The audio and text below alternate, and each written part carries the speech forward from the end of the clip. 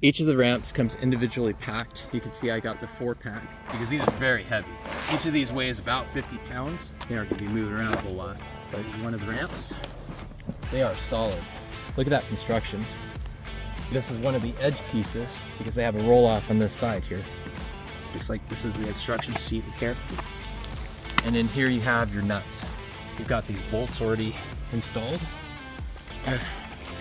This is one of the 2 center pieces. In this particular kit, I got the extended version, which includes 1 extra center piece.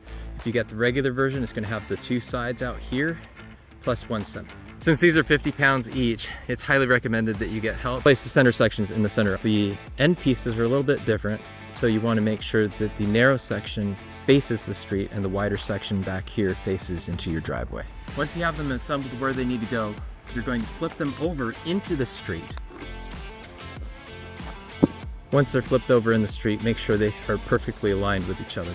If you bought the 3-section kit, you're now ready to assemble. If you bought the 4-section kit, you've got to remove 1 set of bolts from one of these 2 center sections.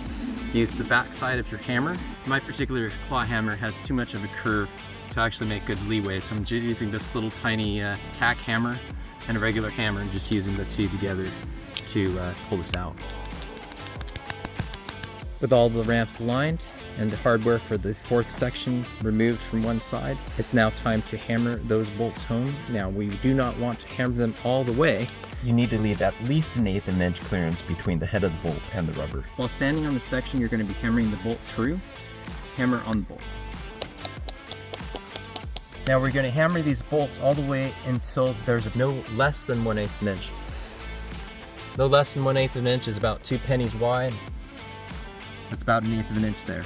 So just enough to allow these pennies to slip in and have a little bit of wiggle room. I was having a little bit of trouble getting this nut on, so I put something underneath a section, and then I'm using a flat blade screwdriver pushed in from the top here and just giving it a little bit of go, getting it just enough lined. Now you have to be really careful not to damage the rubber, and then you screw this on by hand.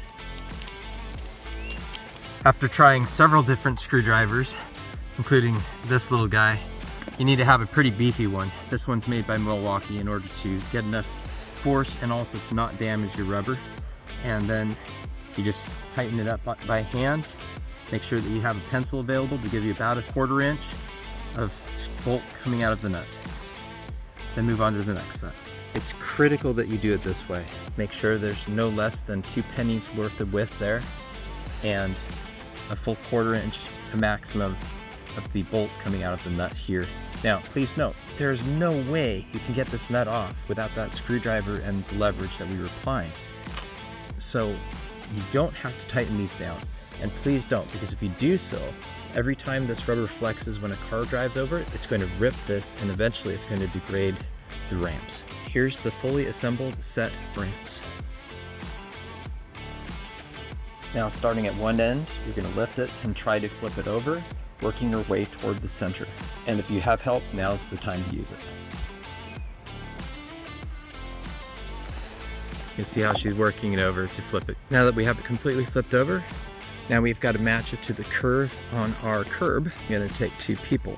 So we're going to start over here on the left-hand side where this ramp is aligned pretty well with the curb, and you can see we start to misalign as we go further down here. Now with one person standing on the end, I'm moving the other section out to make a gap at the top.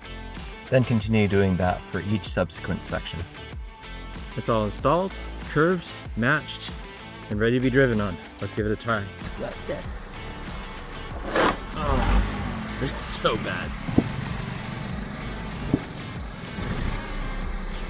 No contact whatsoever.